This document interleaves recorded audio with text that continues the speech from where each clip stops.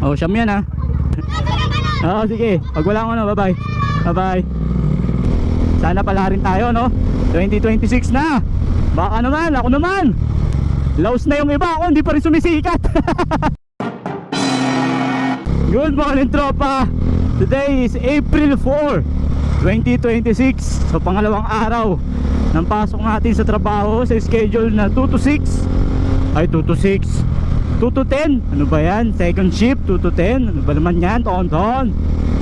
So as usual mga tropa, trick na naman yung araw. Pero mas maigi na yung ganito kaysa sa umuulan. Woo! Yung gasolina wala pa rin pagbabago mga tropa. Hindi pa rin bumababa. So ibig sabihin hindi pa sila nakakontento sa kita nila. Kulang pa. Kaya magdusa mga Pilipino, mga maliliit na mamamayang Pilipino, magdusa tayong lahat. Habang yung mga nasa Tatsulok tuwan-tuwa at lumilikam, ano ba tamang term doon? Lumilikom ng limpak bilyon na salapi. Wow, sarap. Sana lang madala nyo yan pag kayo ay kinuha na ni Lord. VIP kayo kay Lord.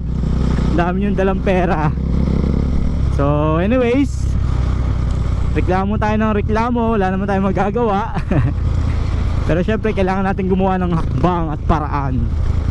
So nabanggit ko nakaraan, order na ako ng scooter sa online. So utang yun mga tropa, hindi yun cash dahil wala tayong pang cash. Payable in 3 months. So hulog-hulugan natin sa Shopee. Hindi ako hindi ko ni-endorso si Shopee binanggit ko lang. So hulog-hulugan natin siya within 3 months. And hopefully hindi agad masira kasi di battery, yun ang problema. So mangyayari, mag-i-scooter tayo mga tropa hanggang sa shuttle pick up point namin, located sa Calamba, Laguna. Ayan, sa may checkpoint. So tapos pagdating doon natin yung shuttle, tapos tutupiin yung scooter. Ay di wala tayong gastos. Makakatipid tayo ng halagang 1,000 pesos a week. Imagine 1,000 a week. Walang magkano lang sinasahod natin, tapos yung 1,000 mapupunta sa gasolina. Kaysa mapunta sa gasolina, edi order na lang ako sa online ng scooter. So yung panguhulog ko sa gasolina o pambili ko ng gasolina, imagine edi ilang linggo ba sa isang buwan? Merong 4, di ba? O 4,000 yun. O di panghulog ko na lang ng scooter, di ba? O di ba? Sa 3 months di nabayaran ko na yung scooter, di ba? Sana after 3 months bumaba na yung gasolina, bumalik sa dati na 54 pesos o mas mababa pa sana.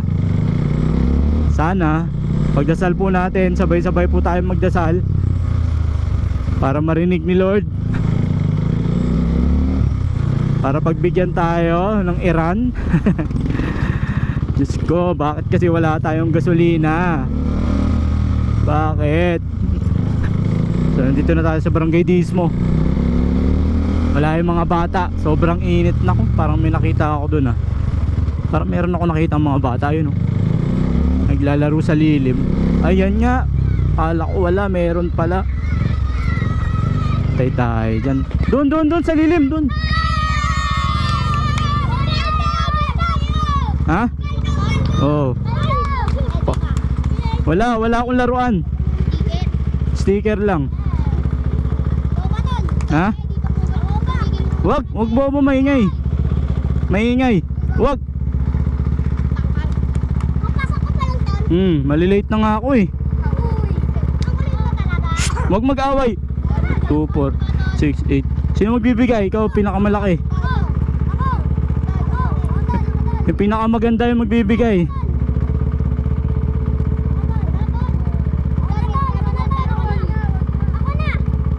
Oh, siyam yan Malilate na ako diba? Bye bye. Next time na tayo maglalaro Malilate na ako Pag wala akong pasok. Oo. Oo. Oo, sige. Pag wala akong ano, bye-bye. Bye-bye. Gusto nila magpalaro kaso busy tayo eh. Next time na lang mga tropa. So siyam na sticker na naman yung nalaga sa atin. 9 pesos. So yun lang yung may bibigay ko sa kanila ngayon mga tropa. Hanggang dun lang muna tayo. Sticker. Sana pala rin tayo, no? 2026 na. Baka naman, ako naman. Laos na yung iba, ako hindi pa rin sumisikat. Walang joke. Sila katagumpay, laos na. Ako hindi pa rin sumisikat. Walang iya mo. Ano kaya yung secret ingredient para sumikat? May mga ingredient yan eh. Parang pagkain yan. Pero darating din tayo dyan. Pero kung hindi talaga para sa atin, wag natin pilitin. Hindi talaga para sa atin. Focus tayo sa laruan. At least sa laruan kumikita pa rin naman tayo. Okay. So kagabi namigay na ako ng laruan dito. So hindi na tayo nagpalaro. Binagbigyan ko na lang sila ng mga laruan. Yung mga bata na nag-aantay sa atin dito kagabi. Unfortunately hindi tayo naka-vlog kagabi. Kaya hindi ko na ipakita sa inyo. So yung laruan na dala ko kahapon 1, 2, 3, 4, 5 laruan. So pinamigay ko sa 5 bata. Tapos the rest sticker na lang. Okay, tatagos na tayo ng Mahiwagang Pader. So maraming salamat sa pagsama sa akin. Another walang kwentang content. Sticker na naman. Wala nang katapusan yung sticker mo, tonto na. Wala na bang iba? Kahit ako nagsasawa na mga tropa eh. Kaso wala akong magagawa. Yun lang yung kayang ibigay natin eh. Sinasabi ko hindi ako mamimigay ng pera dahil wala tayo nun. Pangalawa, ayoko sanayin sa pera yung mga bata. Mahirap. Kasi ayoko yung aantayin ka dahil lang sa pera. Bayad muna tayo 10 piso. Okay, 10 piso.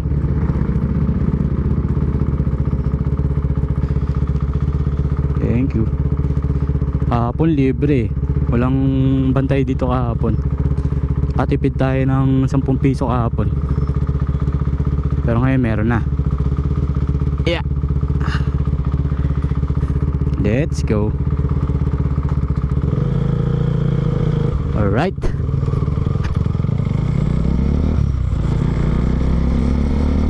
Ang problema ko patay pag pag shuttle na ako.